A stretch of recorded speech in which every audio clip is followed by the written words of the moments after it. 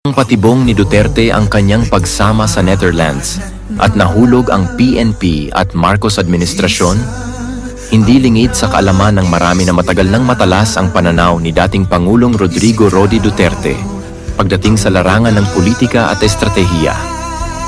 At sa nangyari kahapon kung saan siya ay agad gustong dalhin sa Netherlands nang hindi dumaan sa tamang proseso, tila malinaw na nagtagumpay siya sa isang napakaingat na bitag laban sa kasalukuyang administrasyon at sa Philippine National Police, PNP.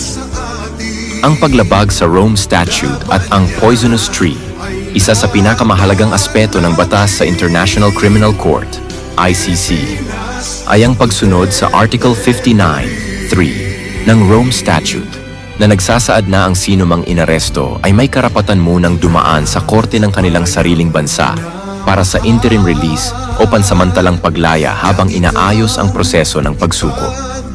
Ang competent authority sa kasong ito ay ang Hukuman Supreme Court PH ng Pilipinas at ang custodial state ay ang Pilipinas din. Ngunit ano ang nangyari? Isinakay sa eroplano si Duterte papunta sa Netherlands nang hindi man lang dumaan sa tamang proseso. Ito ay isang malinaw na paglabag sa batas ng ICC mismo. Ibig sabihin, anumang kasunod na hakbang mula sa paglilitis hanggang sa anumang hatol ay maituturing na fruits of a poisonous tree. Sa madaling salita, kung ang mismong pagkakaaresto ay may depekto, lahat ng ebidensyang susunod ay maaaring ibasura. Ang pakana ni Duterte. Bakit hinayaan niyang mangyari ito?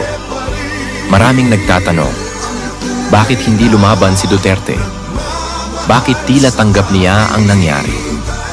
Ang sagot ay makikita sa mismong mga salitang kanyang binitiwan. Naiintindihan ko mga yan dahil trabaho nila ito. This is why it has come to an end.